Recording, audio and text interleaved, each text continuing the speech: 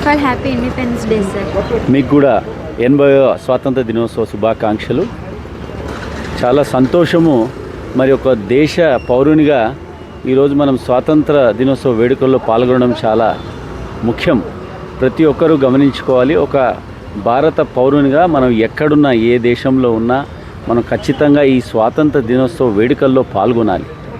అప్పుడే మన దేశానికి మనము న్యాయం చేసిన వాళ్ళు అవుతాం. కాబట్టి మరి 80 సంవత్సరాలు వచ్చింది, మనకు స్వాతంత్రం వచ్చి 80 సంవత్సరాలు అయింది. ఈ 80 సంవత్సరాల్లో మన భారతదేశంలో ఎంతో ప్రగతి మనం సాధించాం. విద్యారంగంలోనైతేనేమి, క్రీడారంగంలోనైతేనేమి, అదేవిధంగా శాస్త్రీయ రంగంలో, అన్ని రంగాలలో మనము సాఫ్ట్వేర్ రంగంలోనైతేనేమి చాలా ముందంజలో వెళ్తూ ఉన్నాము. రాబోయే రోజులలో మనం ఇంకా మన భారతదేశము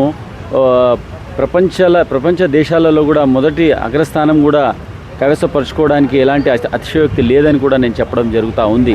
మన దేశ ప్రధానమంత్రి, గౌరవనీయ ప్రధానమంత్రి, అదే రాష్ట్రపతి గారు, మరి అదేవిధంగా మన రాష్ట్ర ముఖ్యమంత్రి వర్యులు, మరి గవర్నర్ గారు, పెద్దలు, వీరందరూ కూడా చాలా చక్కగా మరి మన భారతదేశాన్ని ముందుకు తీసుకెళ్తూ ఉన్నారు అన్ని రంగాలలో.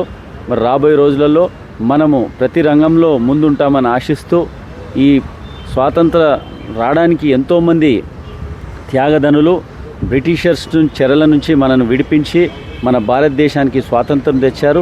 వారిలో కొందరు పేర్లు నేను చెప్పదలుచుకున్నాను. Mahatma Gandhi, Bhagat Singh, Sardar Vallabhbhai Patel.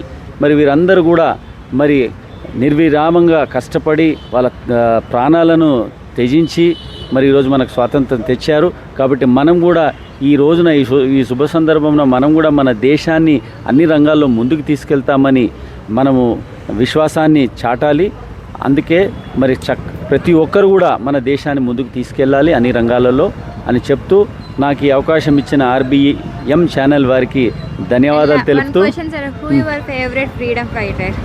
Is Sardar Vallabhbhai Patel. Yes, thank you. Okay.